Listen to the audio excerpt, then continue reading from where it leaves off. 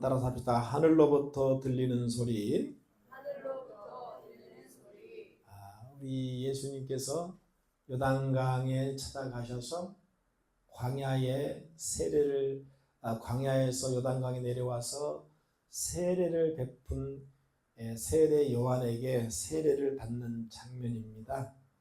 그러면 왜 유대인들은, 많은 사람들은 광야에서 세례 요한을 따랐고 그 세례 요한에게 세례를 받았을까? 그 유대인들의 마음속에는 혹시나 이 세례 요한이 정말 구약에서 말씀하고 있는 그 이 선지자가 아닌가라는 그런 생각에 세례를 받았던 것 같습니다. 우리가 이 기독교에서 세례는 너무나 중요한 의식 중에 하나입니다. 그래서 세례 받기 이전과 세례 받고 난 이후, 이것을 설명하자면, 우리가 세례를 받을 때는 먼저 이제 물가에 가서 이렇게 물속으로 들어갔다가 나오는 거죠. 그러니까 이 물속에 들어가기 전은 나의 옛사람을 말하는 것이고, 그 옛사람이 물속에 들어가서 나의 옛사람이 잠김으로 말미암아 완전히 죽었다라는 의식을 우리가 갖게 되는 거죠. 그리고 그 물속에 죽었다가 다시 올라올 때는 이제 내 옛사람은 다 죽고 난 이후에 다시 새롭게 태어난다. 그래서 이것을 우리가 거듭난다, 다시 태어난다, 중생했다, 이런 단어로 사용을 합니다. 그래서 그 이후로 이제 우리의 삶은 땅의 사람에서, 육신의 사람에서 하늘의 사람으로, 영적인 사람으로, 구원받지 못한 지옥 백성에서 천국 백성으로, 마귀 자녀에서 하나님의 자녀로 우리의 신분 자체가 완전히 바뀐 그런 표징으로 우리가 세례를 받게 되는 것입니다. 그러므로 이 세례는 우리 기독교 의식에서 가장 중요한 의식이 아닐 수 없다라는 거예요. 오직 하면 우리 예수님도 세례를 받았겠냐는 거예요. 그러면 왜 우리 예수님께서 세례 요한에게 물로 세례를 받았느냐? 이 물이라고 하는 것은 우리가 상징적으로 볼 때 물론 마시는 물도 있지만 어때요? 물로 우리가 매일 씻죠. 사람은 태어나서 죽을 때까지 계속 물로 씻으며 사는 거예요. 그러니까 이 세례라고 하는 것은 정말 죄로 오염된 우리의 그 영혼, 그 죄들을 물로 씻는 그런 이제 의식이 세례라는 것이죠. 그래서 에베소서 5장 26절 말씀에 곧 물로 씻어 말씀으로 깨끗하게 하게 하사 거룩하게 하시고, 이렇게 되어 있어요. 죄가 있는 상태에서는 어떤 경우도 여러분이 우리가 하나님의 자녀가 될 수 없습니다. 왜냐? 우리 하나님은 거룩하신 분이기 때문에 그 거룩을 우리가 입음으로 말미암아 비로소 우리가 하나님의 자녀가 되는데, 바로 그 표징으로 우리가 죄 씻음의 그러한 표징으로 바로 세례를 받게 된다. 그래서 이제 비로소 내 영혼이 깨끗하게 그 예수 그리스도의 생명의 보혈로 씻음 받아서 이제 하나님의 거룩한 자녀가 되고 백성이 되었다는 공식적인 선포가 바로 여러분 세례라는 것입니다. 또한 세례를 받음으로써 이제 온 교회 앞에 자신이 하나님의 백성, 하나님의 자녀가 되었다는 것을 확인합니다.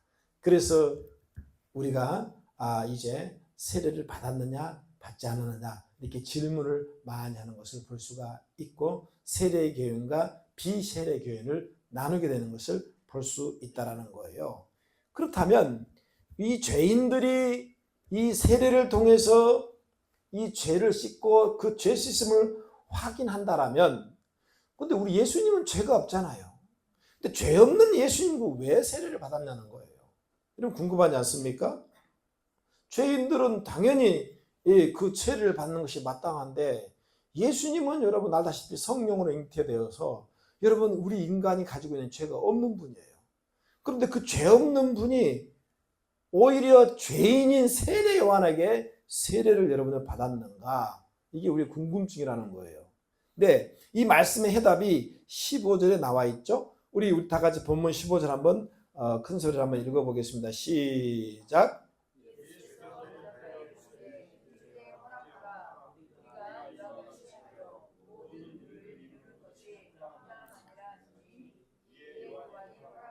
그렇죠. 그러니까 세례 요한이 14절에서 예수님, 당신이 하나님 아들이니까 죄인인 내가 당신에게 세례를 받는 것이 마땅할 터인데 아니 어떻게 거꾸로 당신이 나한테 세례를 받으러 오십니까? 이게 세례 요한이 상당히 당황스럽죠. 예. 왜냐하면 우리 예수님은 아까 말한 것처럼 죄가 없는 분이잖아요. 그리고 세례 요한은 자신이 세례를 베풀고 있음에도 불구하고 자신이 죄인이라는 것을 알고 있기 때문에, 예. 그러니까 거꾸로 돼버린 거죠. 그때 우리 예수님께서 우리가 조금 전에 읽었던 15절에 바로 의를 이루는 것이 합당하니 요한에게 세례를 받겠다라고 말씀하신 거죠. 이 부분에 대한 말씀이 고린도 후서 5장 21절에 나와 있는데요. 하나님이 죄를 알지도 못하신 이를 우리를 대신하여 죄로 삼으신 것은 지금 예수님을 말하는 거예요. 그러니까 하나님께서 죄를 알지도 못하신 예수 그리스도를 여러분 우리를 위해서 대신해서 죄로 삼으신 것은 우리로 하여금 그 안에서 즉 예수 안에서 하나님의 의가 되게 하려 하십니다.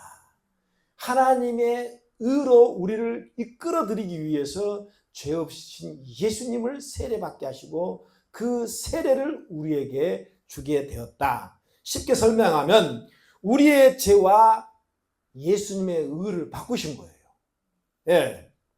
우리의 죄와 예수님은 의로우신 분이고 우리는 죄인인데 그 우리의 죄와 예수님의 의를 바꾸시기 위해서 주님이 친히 세례를 받으셨다는 거예요. 이것은 여러분 우리가 알다시피 십자가에서 그 결정체가 바로 그거 아니겠습니까? 예수님은 죄가 없지만요 마치 죄인인 것처럼 죽으신 거예요. 그래서 죄인이었던 저와 여러분을 그 죄를 십자가에 그 죽은 그 의로 우리 죄와 바꿔보낸 거예요. 그래서 저와 여러분을 살린 겁니다. 그러므로 우리는 비로소 우리가 뭐예요? 이신층의의 그런 이제 의로운 이제 백성이 된 겁니다. 할렐루야. 죄가 하나도 없으신 우리 예수님은 죽을 이유가 전혀 없잖아요. 그런데 우리 인간의 죄를 뒤집어 쓰고 그 다음에 십자가의 죽음으로 말미암아 자신의 의와 우리 인간의 죄를 바꿨다는 얘기예요. 할렐루야. 그래서 자신의 의를 우리에게 주시고 반대로 우리의 죄를 자신이 십자가에서 받으시고 여러분 돌아가신 겁니다. 세례 받으실 필요가 없으신 예수님이 죄인들을 위해 친히 세례 받으신 이유가 바로 여기에 있는 것입니다. 그래서 사도 바울은 뭐라고 말했느냐? 그는 누구예요? 예수님이죠. 그 예수님은 근본 본체 하나님이라는 거예요. 예수님은 근본 본체시 하나님과 동등됨을 취할 것으로 여기지 아니하시고 오히려 자기를 비워서 종의 형체를 가져 우리 인간 사람들과 같이 되었고 그 다음에 사람의 모양으로 나타나셨음에 자기를 낮추시고 죽기까지 복종하셨으니 곧 십자가에 죽으심이라고 빌립보서 2장 6절에서 8절 말씀에 말씀하고 있는 겁니다. 다시 말씀드리면 하나님의 본체의 자리에서 낮고 천한 인간의 자리까지 찾아오셨다는 거예요. 아멘. 이 땅에 하나님의 의를 이루기 위한 하나님의 열심인 거죠.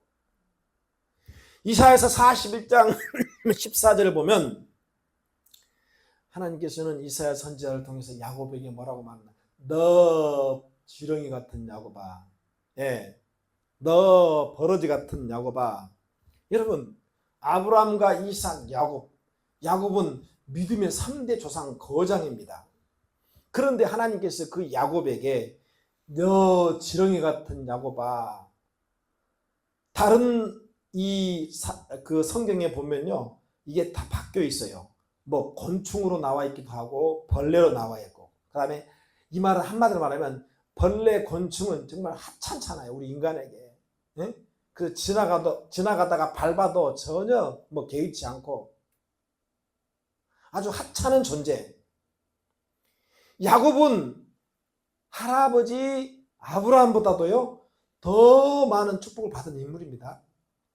그리고 야곱은 야복나루에서 여러분 하나님의 사람과 기도하다가 여러분 싸워서 승리한 다음에 이제 너는 더 이상 야곱 사기꾼이라 하지 않고 너는 바로 이스라엘 하리라.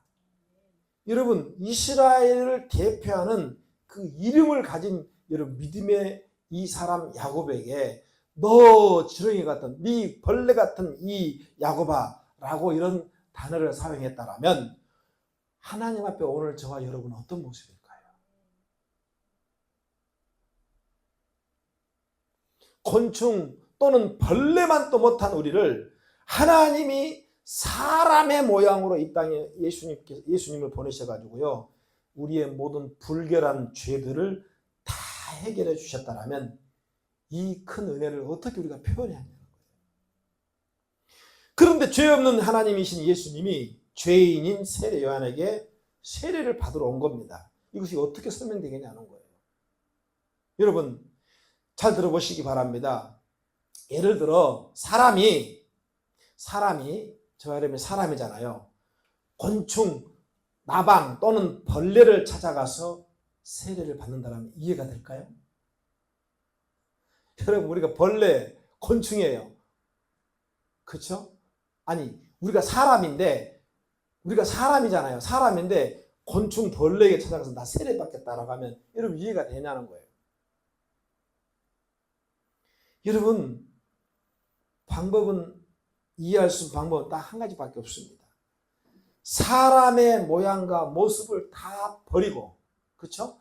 사람의 모양과 모습을 다 버리고 스스로 곤충이 되든지 벌레가 되든지 그 모습이 되어서 그 곤충과 벌레의 세계로 들어가야만 되는 거예요. 우주 만물을 창조하신 하나님의 크기와 그 깊이는요 이루 말할 수 없이 상상할 수가 없습니다. 응? 여러분 이 우주 만물 지금도 여러분 이 지구는요 시속 1200km로 돌고 있어요. 수금주야 목토 천해명 태양계라 그러죠. 태양을 중심으로 뺑 돌고 있습니다. 돌면서 공전하면서 또 스스로 자전합니다. 그런데 놀랍게도 여러분 태양은 여러분 멈춰 있을 것 같죠? 그렇지 않습니다. 과학자들에 의하면 이 태양도 또 다른 은하계를 돌고 있다는 거예요. 이거 여러분 상상할 수 있냐는 거예요. 하나님이 이렇게 만들어 놓으신 거죠. 할렐루야. 어떻게 인간이 감히 상상할 수 없는 거예요. 곤충과 벌레가 우리 인간의 여러분 과학이나 이성 지혜, 인간의 능력 상상을 하겠습니까? 그들의 세계관 밖에 있어요. 우리는요. 마찬가지로 우리 인간도 하나님의 여러분 세계관 이 밖에 있는 거예요. 그런데 예수님께서 바로 우리 인간의 모습으로 하나님이 스스로 여러분 인간이 되어가지고 찾아오셔가지고 세례 요한 죄인에게 세례를 받겠다는 겁니다.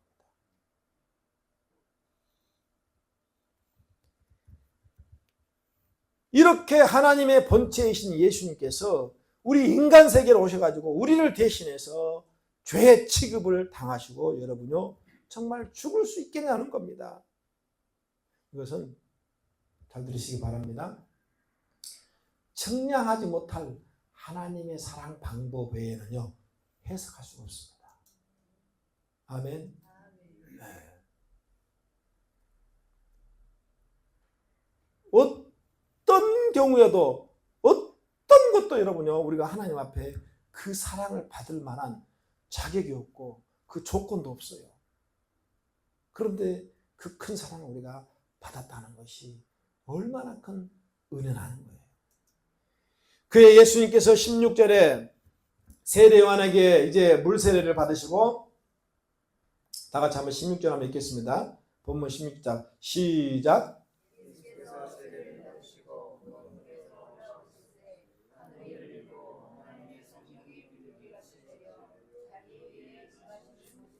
할렐루야. 예. 세례를 받고 딱 물 위로 딱 올라오는 순간 여러분 하늘이 이 NIV 성경에 보니까 여러분 뭐라 하냐? From open the heaven이라고 했어요. 하늘이 열렸다는 거죠. 하늘이 열리고 하나님의 성령이 비둘기같이 내게 자기에게 임했다. 예? 자, 여러분 이 세례 베드로전서 3장 21절 말씀 보면 예수님도 물로 세례를 받았잖아요. 이 물은 예수 그리스도의 부활하심으로 말미암아 이제 너희를 구원하는 편이 곧 세례다. 그러면서 뭐라 그러느냐? 육체의 더러운 것들을 제하여 버림이 아니요 오직 선한 양심이 하나님을 향해서 찾아간다고 했어요. 그 영어 성경에 보니까 good conscience라는 단어인데 이게 어원이 라틴어예요. 라틴어. 뭐냐면요. 여기서 말하는 여러분요. 이 선한 양심이라는 것은요. 이 라틴어에서 이것이 어원인데 의식하다 또는 자각하다는 그런 뜻을 갖고 있어요. 그러니까 세례를 받는 사람의 입장에서 정리해 보면 내 자신이 세례받는 자신이 죄인이라는 그런 의식과 그런 자각 정신이 없이 살아왔어요.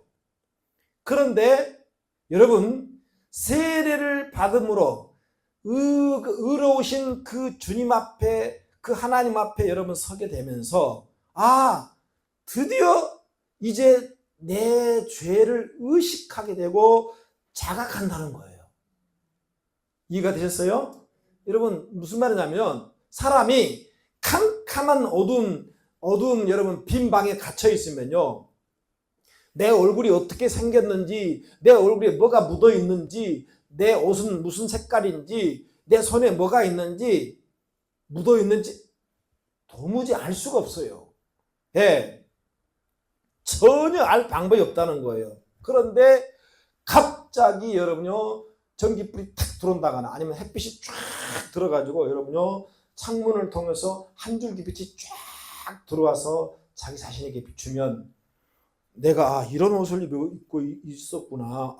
내 손에 이런 때가 묻어 있구나. 내 얼굴을 보니까 이게 묻어 있고 이게 다 볼 수가 있어요. 자각하게 되고 인식하게 된다는 얘기예요.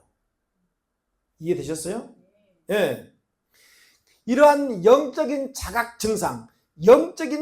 증상이 일어나고 의식이 깨어남으로써 이제 비로소 내가 죄인임을 깨닫고 고백함으로 자신의 죄를 씻어야 한다는 영적인 의식을 가지고 여러분 사람이 세례를 받는 겁니다.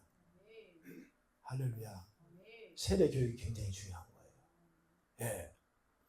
그래서 예수님의 요단강 세례는 모든 인류가 받을 세례에 대한 대표성을 지니고 있는 겁니다. 이 세례는 곧 성령의 역사라는 사실을 여러분 주님이 대표적으로 보여주고 있어요. 그래서 오늘 말씀에 사용한 표현이 아까 우리가 읽은 것처럼 성령이 비둘기같이 예수님께 임했다는 겁니다. 할렐루야. 아멘. 그러면 여러분 우리가 한 가지 궁금증. 왜 성령이 비둘기같이 예수님께 내려왔을까?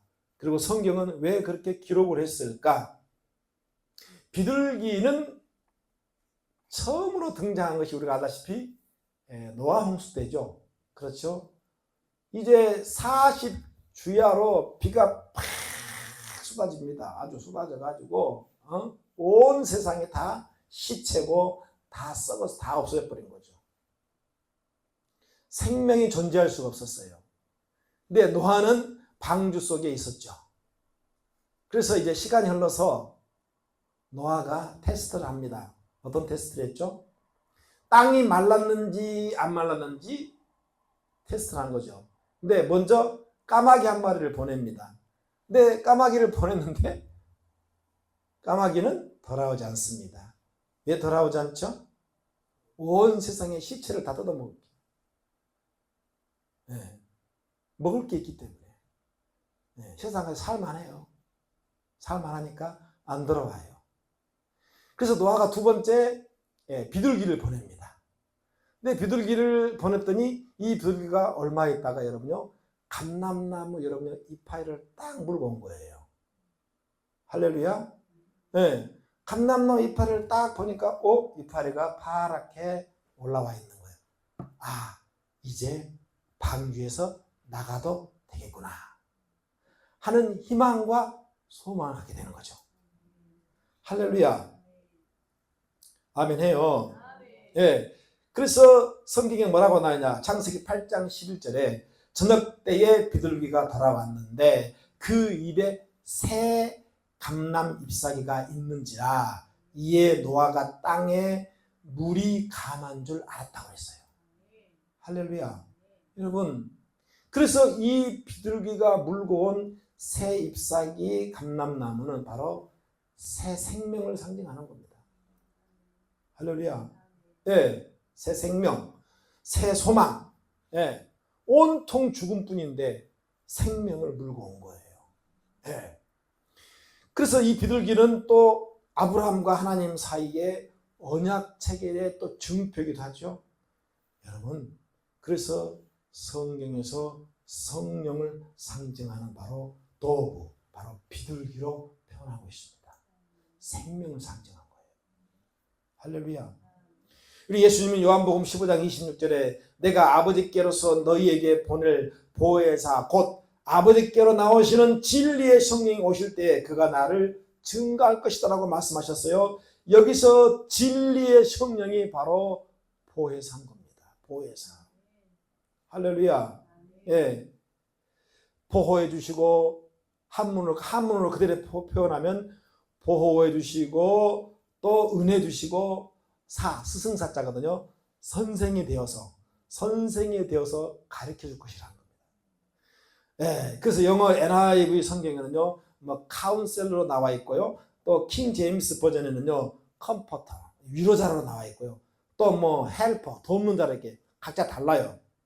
어쨌든 이 헬라어로 파라클레토스, 이런 바로 위로하고 돕는 보호자라는 뜻이 바로 보혜사 성령인 것입니다. 아멘. 그렇다면 이러한 은혜가 어떤 사람에게 임하게 되는가? 여기에 대한 해답이 17절 말씀이에요. 다 같이 17절 말씀 읽겠습니다. 시작.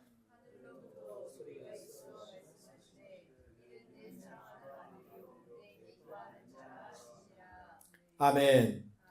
이 말씀은요, 우리 예수님과요, 그 다음에 그 예수님을 믿는 저와 여러분의 이 땅의 모든 성도들에게요, 최고 축복과 위로의 말씀입니다. 어디로부터 소리가 있었습니까? 하늘로부터 소리가 들렸어요. 뭐라고요? 이는 내 사랑하는 아들이요, 내 기뻐하는 자다. 할렐루야. 여러분, 주님의 사랑을 입고 기쁨을 입는 이 하늘의 소리를 듣게 된다는 게 최고 축복 아니겠습니까? 아멘. 예. 이 땅에 누군가 나를 기뻐하고 나를 사랑한다는 것도 얼마나 즐겁고 행복한 거예요. 그런데 여러분, 이 땅에서의 나를 사랑하고 기뻐하는 소리들은요, 이제 다 이것은 세월이 지난과 동시에 다 사라져버릴 것들입니다. 그런데 이 하늘의 하나님의 음성은 영원 전부터 영원까지 영원한 소리라는 얘기예요. 사도행전 2장 2절에 보면 우리가 알다시피 호련히 하늘로부터, 이것도 여기 마찬가지예요. 하늘로부터 급하고 강한 소리가 나옵니다. 하늘로부터 급하고 강한 바람 같은 소리가 있어 그 온 집에 앉은 자들, 그 온 집에 가득하며 그 다음에 불이 막 혀같이 갈라지는 그런 소리가 들리면서요, 그들에게 보여. 그 다음에 뭐라 그러냐면 각 사람 위에 임하였더니, 그때 모인 숫자가 우리가 알다시피 120명이죠. 아멘. 그러니까 감람산에서 500명이 보는 앞에서 예수님께서 이제 공중으로 여러분요 들림을 받습니다. 그 들림을 받는 그 광경을 500명이 받습니다마는 분명히 주님은 이전에 약속한 성령을 기다리라고 말씀하셨습니다. 그런데 그 주님의 약속한 성령을 사모하고 기다리는 마음을 가지고 여러분 마가의 다락방에 모인 숫자는요 120명이었고요 380명은 먹고 살기 바빠가지고 안 나왔어요. 뭐해서요? 뭐해서요? 먹고 살기 바빠서. 500명이 똑같이 들었거든요. 네. 그런데 마가의 다락방에 모인 숫자는 120명. 380명은 이래서요, 저래서요, 어째서요, 아이고 바빠서요, 아이고 아파서요, 뭐해서요.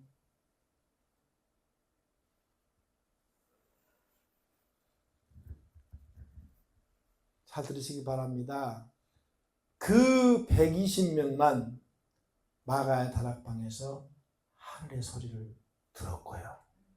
성령을 받은 겁니다. 그러니까 380명은 하늘의 소리를 듣지 못했을 뿐만 아니라 성령도 못 받았습니다. 따라합니다. 교인이라고 해서 큰 소리에 교인이라고 해서 다 같은 교인 아니다. 그럼요. 예. 교회에 나온다고 해서 다 같은 여러분 교인이 아닙니다. 성도라고 해서 다 같은 성도가 아니고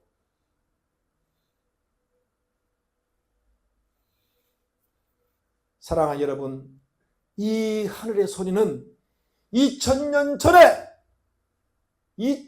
전에 요단강 마가의 다락방에서만 들리는 소리가 아니라 지금 이 시간도 2000년이 지난 지금 대한민국 여러분 이곳에서도 우리가 살아가면서 여러분요 성령을 통해서 우리가 하늘의 소리는요 계속 들려주고 있습니다. 할렐루야. 문제는 내가 그 소리, 그 음성을 듣고 사느냐 못 사느냐입니다. 내 사랑하는 아무개야, 내 기뻐하는 누구야, 그 소리를 듣지 못한 여러분, 내가 문제라는 겁니다. 왜 그래요? 똑같아요. 2000년 전에 380명 바빴거든요. 먹고 살기 바쁘고 부모님 밥 차려드려야 되고 여러분 일터에 나가서 일을 해야 되고 먹고 살아야 되고 세상살이에 너무 바쁘고 피곤하기 때문에 여러분 다락방에 가서 기도할 시간이 없었던 거예요. 지금 21일 다니엘 기도회를 하고 있습니다. 우리 1년에 한 번 행사잖아요. 이 21일 다니엘 기도회 정말 그 많은 믿음의 사람들을 통해서 하나님은 계속 자신의 소리를 내고 있어요. 각자 간증자는 다르지만 여러분 하나님은 동일하게 똑같이 소리를 내더라고요. 내가 너희를 사랑한다. 내가 너희를 기뻐한다. 내 안에 머물라. 내게로 오라. 계속 말씀하고 있어요. 그런데 여러분 어떤 사람은 그 하늘의 소리가 들리는 사람이 있는가 하면 전혀 들리지 않는 사람이 있다. 그분들이 여러분요 이 하늘의 소리를 대언하고 있어요. 사랑하는 여러분, 우리가 무슨 소리가 들려야만이 반응을 하고 소통이 이루어지잖아요. 아무 소리가 들리지 않으면 내가 반응할 필요도 없고 내가 대답할 필요도 없는 거예요. 그런데 여러분 이 하늘의 음성, 이 소리가 들리지 않으니까 하나님과의 소통이 안 되고 그 소통이 안 되니까 불통이 되는 것이고 불통이 따르니까 뭐예요? 삶이 고통이 따르는 겁니다. 하나님과 소통되고 하나님과 참 우리가 유지되면요 여러분 소통되면 우리에게는요 형통의 삶이 연결돼요. 할렐루야. 우리가 알다시피 초대 이스라엘의 사울왕은요 처음에는 성령 받고 얼마나 여러분요 하나님의 말씀에 순종하면서 잘했습니까? 그런데 예배에 실패하고 제사에 실패하고 인간관계에 실패하고 계속 실패하다 보니까 나중에는 뭐예요? 성령이 떠나버렸습니다. 더 이상 하나님의 소리를 듣지 못해요. 하나님 말씀하지 않아요. 그러니 소통이 안 되니 얼마나 답답하겠습니까? 그래서 나중에는 이 사울이 미쳐가는데요. 그 증표가 뭡니까? 미쳐가는 증표가 여러분 이방 그 무당, 요즘은 무당 점집, 이 점집에 가서 여러분요, 이 점집에 가서 그 소리를 들으려고 한 거예요. 하나님은 나에게 뭐라고 말씀하시는가? 사랑하는 여러분, 오늘 또 우리 하나님께서는 다양한 경로를 통해서 하늘의 음성을 우리에게 들려주고 있습니다. 할렐루야. 여러분 영의 길을 열으셔요. 이 열어야 들 수 있어요. 아멘. 이거 닫아버리면요 우리는 불통이 되는 것이고요, 불통이 되면 우리의 삶은 고통의 연속입니다. 천국과 지옥의 차이는 뭡니까? 하나님과 소통이 되느냐 소통이 안 되느냐의 차이입니다. 그래서 우리가 알다시피 부자가 지옥에 떨어졌는데 아직도 저 세상에는 내 형제가 있는데 그들을 좀 저 나사로를 보내가지고 좀 전도해가지고 좀 구원 좀 해달라고. 근데 소통이 안 됩니다. 더 이상의 소통이. 그러니까 그 부자 나사로는 지금도 고통 가운데 있는 겁니다. 오늘 여러분 기도해야 됩니다. 하나님 나의 영의 길을 열어주소서.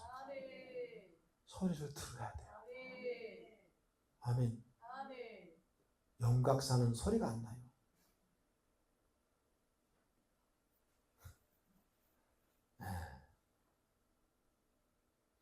그러나 하나님은 계속 소리를 내고 계십니다. 할렐루야. 그러므로 우리 개혁주의의 소요리 문답, 웨스트민스터 신앙 고백 그 소요리 문답 1번의 질문이 뭐예요? 사람이 제일 가는 목적이 무엇입니까? 이렇게 물어요. 그 대답이 뭡니까? 하나님을 영화롭게 하고 그분을 기쁘시게 하는 겁니다. 할렐루야. 고린도전서 10장 31절 먹든지 마시든지 무엇을 하든지 하나님의 영광을 하라고 말씀하셨어요. 여러분 하늘의 소리가 예수님 옆에 들렸던 것처럼 또 마가의 다락방에 모였던 120명 성도들에게 들렸던 것처럼 여러분 오늘 이 하늘의 음성, 하늘의 소리가 여러분 들려지시길 축원드립니다. 할렐루야. 그 하늘의 소리를 들을 줄 아는 사람만이 하나님의 영광을 위해 살아간다는 거예요. 그것을 못 들으니까 하나님 영광을 위해 사는 것이 아니라 내 영광을 위해 사는 겁니다.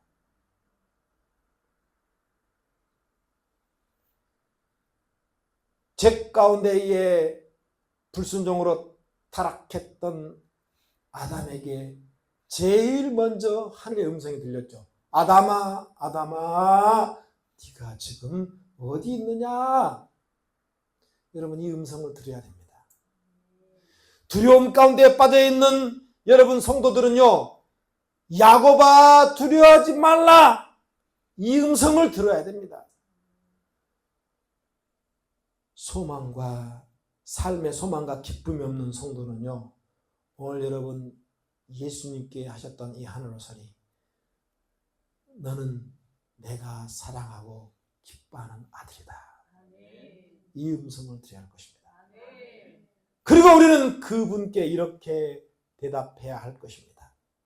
아멘. 하나님, 제가 이 죄 가운데에 빠져 있으니 도와주시고 건져주세요.